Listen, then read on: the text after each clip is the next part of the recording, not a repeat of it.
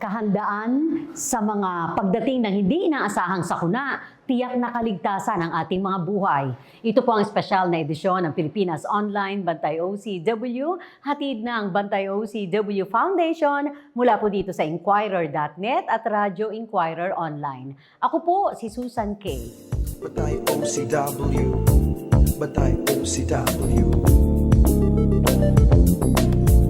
Bantay OCW, Bantay OCW, yeah, yeah.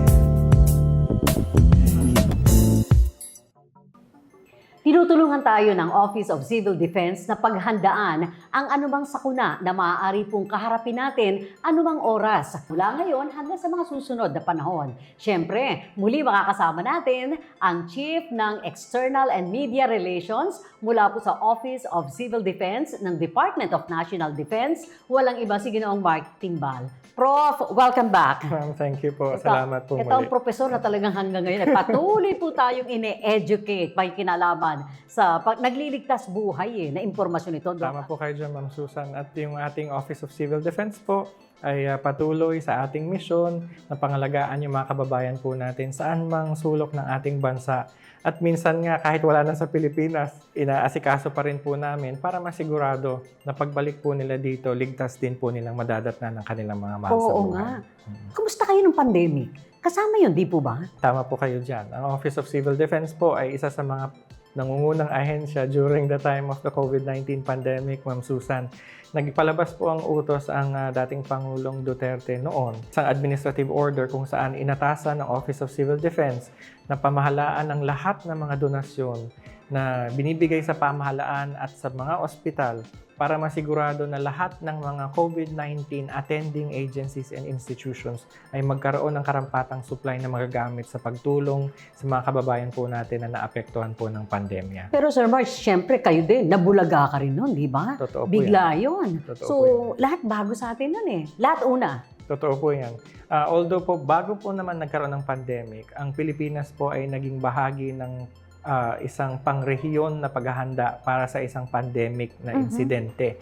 Ang Pilipinas po back in 2012, kung hindi ko po ako nagkakamali, ay sumama sa Asia-Pacific Pandemic Exercise, kung saan po sinubukan po natin ang ating pagpaplano at mga sistema kapag nagkaroon po ng pandemic. Nasa Office of Civil Defense ka na noon.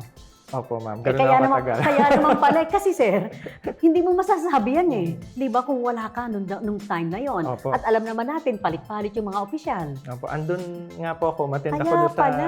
activity Oo. po na yon. Pero isa po sa, kahit po masinsin yung pagpaplano noong 2012 para po doon sa isang pandemic. Kasi ang mentality po noon, yung kagaya ng SARS-CoV. Oo. Pero ito pong naganap na COVID-19 ay talagang napakatindi yung tama na yung mga sistema po na hinanda ng buong mundo, hindi lang ng Pilipinas, ay talagang nasubok ng matindi. Kasi yung SARS, epidemic. So, sige nga po, anong pagkakaiba ng epidemya sa pandemya? Ang pareho naman po talaga yung na klase ng sakit niya, SARS at saka COVID. COVID. Kasi respiratory po ang dinadali po niyan. Ang pagkakaiba lang po kasi pag epidemic, sa isang lugar po lang yan nakakonfine. Doon lang po talaga nangyayari yung sakit na yon. Ang pandemic po, pandaigdigan. Yun ang Malaki nangyari po. sa atin. Oo. Kaya doon nga po noong mga panahon na yon, di ba, marami po tayong kababayan na nagsabi na, isara na yung mga airport, wag na papasukin yung mga tao, etc. Hindi po basta-basta magagawa po yun. Ang pagsasara ng mga paliparan, pagpipigil ng mga biyahe, kasi may karapatan po ang mga tao bumiyahe. Ang ginawa ng Pilipinas, pakikipagtulungan po ng ating Bureau of Quarantine, ng ating mga airport authorities, ay siguraduhin po na ang ating mga puerto, mga pantalan, mga gateways po papunta sa Pilipinas, ay merong pagsusuri para kung sino man dumating ay matukoy kung may sakit. Ang problema po, ang Pilipinas ay bilang isang kapuluan, isang katutak po ang pasukan at labasan. Totoo. Kaya po may mga nakakapasok dito noon sa iba't ibang bahagi ng Pilipinas na meron na palang sakit. Pero talagang marami pong bansa ang nagsara ng kanilang airport, hindi ba? Totoo po yun. Dahil po meron naman silang kakayahan din talaga magpigil, no? Dahil yung kanilang ekonomiya ay may kakayahan naman makasurvive for that particular moment. Pero hindi nila nakita yung pandemic ay tatagal pala ng ganong kahabang panahon. Kaya po, yung pipigil na mga biyahe at the first instance, hindi yun po isa sa mga option talaga na tiningnan ng Pilipinas. Kasi number one, ang isang export po ng Pilipinas ay manpower. So pag pinigil po natin yung paglabas ng mga kababayan po natin, apektado ang kanilang mga kabuhayan. Ito po ay lahat ng mga pulisiya naman po na ito na ating isinakatuparan ay nangyari sa pamamagitan po ng mga payo at pag-aaral ng mga eksperto na nandito din sa Pilipinas noong panahon po na yun. Kabaliktaran pa ang nangyari dahil nagbalik tayo ng mga kababayan natin mula sa abroad. Totoo po yun. At yun po ay isang obligasyon na hindi tinalikuran ng Pilipinas during that time dahil kailangan makauwi ang ating mga kababayan. Nagkaroon po tayo ng paglipad ng mga eroplano mula doon sa iba't ibang bahagi ng mundo para makauwi yung mga kababayan natin. Para hindi naman sila dire-diretso pumunta sa pamilya nila dahil baka sila ay magkasakit. Nagkaroon po tayo ng pagtatayo ng iba't ibang mga quarantine facilities. Yan pong mga quarantine facilities po na yan, isa po ang Office of Civil Defense na nanguna para sa pagtatayo, pangangalaga at pagmamando nitong mga fasilidad na ito. Yung mga kababayan po natin na nalagak diyan sa mga quarantine facilities, Office of Civil Defense po ang gumasta ng kuryente, paglilinis, paglalaba, pagpapakain doon sa mga kababayan natin na nasa mega quarantine facilities. Yung hospitalization naman po, yung mga logistical support niyan, ang Office of Civil Defense din po sa pakikipagtulungan sa ating Armed Forces of the Philippines, PNP, at ang Department of Health. Hinatid po natin yung mga kababayan natin doon sa mga ospital. Nagkanda ubos-ubos nga po yung mga pwesto sa ospital dahil napakarami nagkasakit. Kayo yung actual na naghahatid sa mga hospital. Kumusta yung team nyo? Kumusta ang staff ng OCD that time? Ang pinakatinutukan po namin sa OCD ay yung pag-coordinate po ng transport. Okay. At yung mismong hinandle namin ay yung pagpapadala mismo ng supply doon sa mga hospital, yung mga medical equipment and supplies. Malungkot na balita po na 3 po sa aming mga kasamahan dito ang nasawi dahil po dyan sa COVID-19. Oh. Kahit nga po, alam na, wala pa pong bakuna kasi noon Oo. At matinding pag-iingat. Imagine nyo, araw-araw, halos every 3 days, 4 days, nagkakaroon kami ng RT-PCR dito. Dugo pa yung hinuhugot sa amin. Para Pero masigurado marami na ang yung nagka-COVID sa inyo. Yes po. Maraming pong mga kasamahan po namin dahil sila yung naninigurado na yung sapat na supply maibigay doon sa mga hospital, sa mga quarantine facility, kahit mga nakamask. Dahil Tama. hospital yung kanilang pinupuntahan, doon po sila na-expose. Kaya minsan nga po, yung isang incident po dito, yung isa sa mga magigiting nating kasama na talagang dispatcher ng mga supplies, na siya mismo yung sumusugod sa hospital to bring the supplies. Parang wala pa pong 1 linggo nung nasawi siya after niya ma-expose. Dinala po yun namin sa hospital. Yan pong kanyang pag-aalaga sa kanya, inasikaso po namin. Malungkot man po yung nangyari na yun, pero ginawa po natin dito sa Office of Civil Defense ay mas pinaigting po natin yung mga proseso natin sa pangangalaga. Yung ating National Disaster Operations Center ay ginawa po nating self-sustaining bubble na walang ibang pwedeng pumasok kundi yung mga nasa operation center lang. Nagkaroon din po ng instance na after po namin mabakunahan, nagkaroon po ng mataas na insidente ng COVID-19 po dito.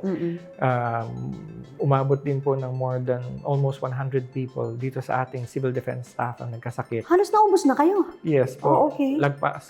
Technically, almost 1/2 of the workforce dito sa central ang ating nagkasakit. Quarantine kaming lahat. Okay. Apo. Pero ang usapan po namin mga kapwa-kawani, doon sa quarantine facility magtatrabaho pa rin kami. Kaya yung coordination work po for disaster management, yung pangangalaga po dito sa mga kababayan natin, delivery ng mga supplies, pati yung pakikipagpulong po natin sa iba't ibang ahensya, tuloy-tuloy pa rin po yun kahit nasa mga hospital kaming lahat. Kasi magkakasama na kayo. Di parang nasa opisina rin lang kayo Totoo po yun. na naka-quarantine. Ang nakakatuwa nga Grabe. po, kunwari isang palapag kami, di ba? Isang kwarto kada pasyente, naka-quarantine. Pag magmi-meeting, bubukas lang yung mga pinto, kawayan, sigawan na lang sa hallway para makapagpulungan. Ang isa po sa mga inasikaso po natin during that time, as masigurado na yung mga face mask, face shield, yung mga gamit sa ospital, kagaya ng mga antiseptic, alcohol, lahat po yan, pati yung mga transport ng gamot. nung dumating yung bakuna at saka nung dumating yung antigen testing, Mm-mm. isa rin po yan sa mga pinakalat po natin sa iba't ibang mga local government units and institutions para masigurado po na yung habang nagbabalik trabaho na yung mga tao Mm-mm. or kahit naka-work from home arrangement yung iba, yung pagte-testing po, pagsusuri sa mga kasamahan po nila ay naigagawa pa rin para maproteksyonan yung buong organisasyon nila or yung mismong barangay laban po sa COVID-19. At kung tutuusin po, Ma'am Susan, nung COVID-19, kasagsagan ng COVID-19, hindi naman nag-leave yung mga bagyo. Hindi naman sila nagpaalam na hindi mo na kayo bagyo kasi Oo, tama. may COVID. Tuloy-tuloy pa rin po Sumasabay yan. pa eh. Yes Oo. po. At mas naging komplikado yung ating naging disaster management po noon dahil number one, takot ang tao mag-evacuate. Kasi Tama. pag dinala mo sa evacuation center yan, na wala kang matinong sistema, magkakahawahan pa yan ng COVID-19. At hindi nyo rin ipinapayo noon na mag-evacuate sila. Ay, Saan dadalhin? niremedyohan po natin O, yan, anong Ma'am remedyo Susan. yun? Kasi number one, ang mga eskwelahan di po ba walang pasok noon? Sarado rin. Opo, Oo. kasi nga COVID-19. Kahit po ang unang pasubali ng ating pamahalaan na hindi na dapat ginagamit ang mga evacuation center. Sa sitwasyon po na yon na wala namang pumapasok sa school, kinonvert muna siya, pinayagan siya as evacuation center. Pero nagpatupad po ng mahigpit na mga pagbabantay ang NDRRMC, Office of Civil Defense at ang Department of Health and DSWD doon sa pamamalakad po dyan sa mga evacuation center. Hindi po pwede yung the more the merrier na nandun sa isang Oo. and the more the merrier sila doon sa isang evacuation room. Doon po nauso yung mga tent na mga square Yun na na yan. yun. Yun ang Yes po. pinaka-social distancing nila. Yes po. Mm-mm. Yung social, tama po kayo dyan. Oo, Yung diba? social distancing measures po na-implement ng mas mahigpit. Ang alcohol po, ang paglilinis, paghuhugas ng kamay, the wash facilities po natin, mas pinalakas po natin. Yung isa yun sa mga, sabihin po natin, unintended na mga grash na nadala ng COVID-19, na mas napalakas po natin yung water, hygiene, and sanitation programs natin dyan sa mga evacuation centers. Yung pangangalaga naman po in terms of monitoring noong health situation sa evacuation center, mas umigting din po yan. Mas naging aktibo ang ating mga kasamahan sa Department of Health, mga local health officials natin, sa pakikipagtulungan sa mga local disaster management officials natin na matyagan yung evacuation center. At meron pong area doon sa evacuation center na sinadya para doon muna magstay yung may mga simptoma ng sakit.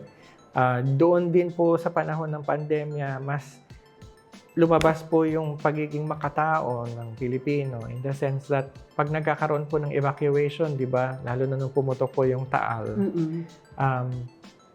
nagka-problema yung mga alagang hayop na iiwan.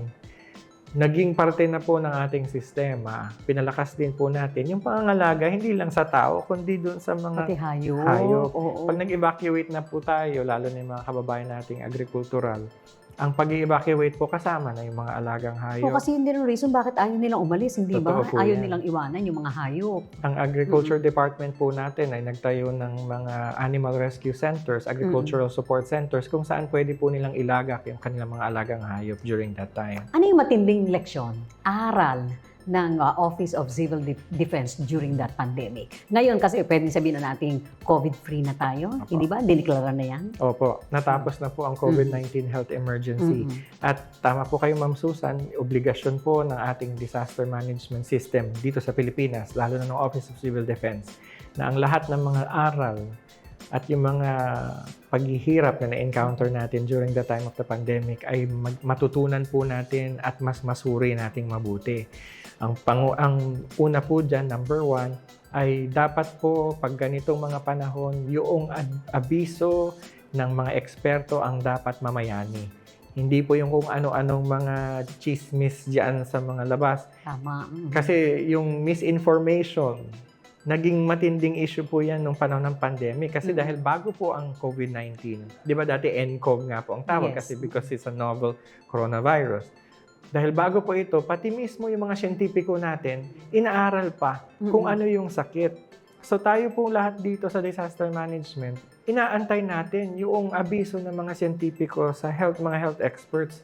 At kasabay ng pag-aantay natin, nag-apply tayo ng mga intervention o pangangalaga na sapat para sa sakit, sa mga sintoma na na-encounter natin. Sinabayan to ng mga nagmamagaling na mga ibang tao. Oo nga. Di ba yung sinabi nila na may halaman ganito? Oo. Or ewan ko nga, pati tuko ata daw, remedyo din daw sa COVID-19.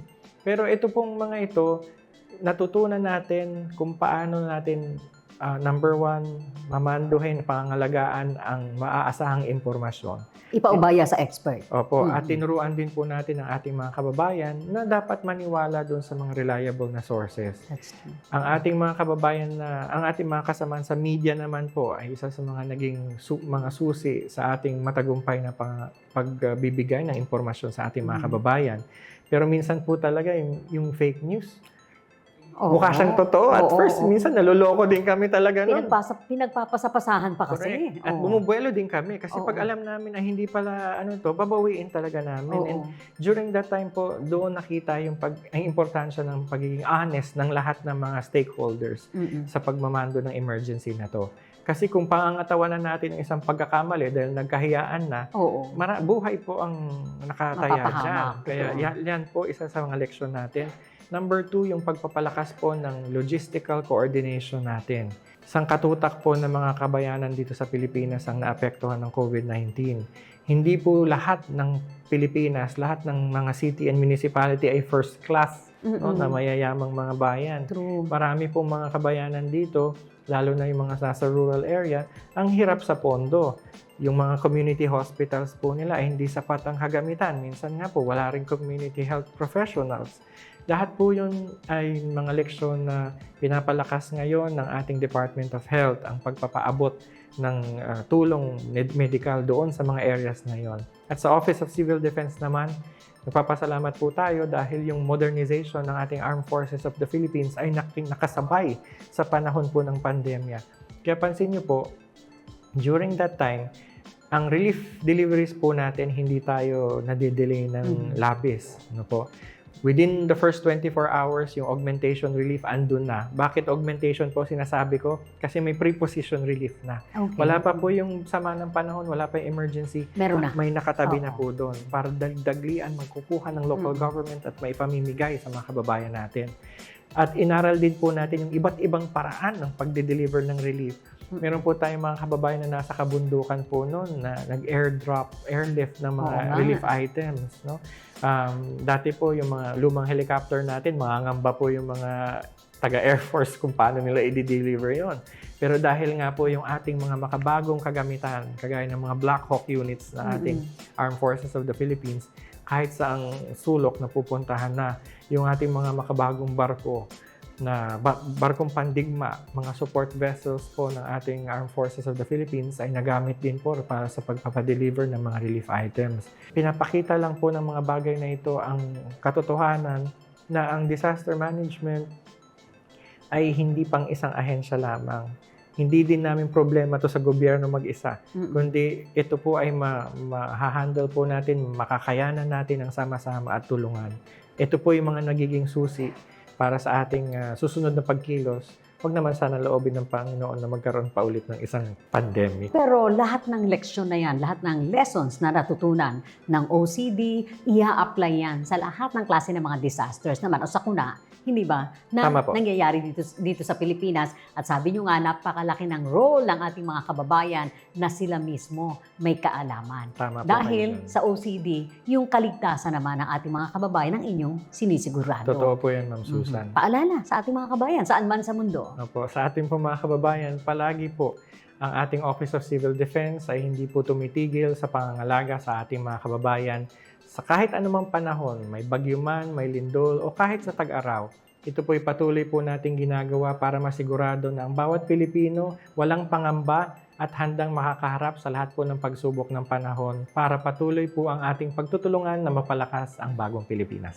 Salamat po. Thank you very much. Thank you, ma'am. Mga kaibigan, si Ginoong Mark Timbal, Chief of External and Media Relations mula po dito sa Office of Civil Defense ng tanggapan o Department of National Defense dito sa Camp Aguinaldo, Quezon City. Espesyal na edisyon, hatid ng inyong Bantay OCW Foundation mula po dito sa Inquirer.net at Radio Inquirer Online.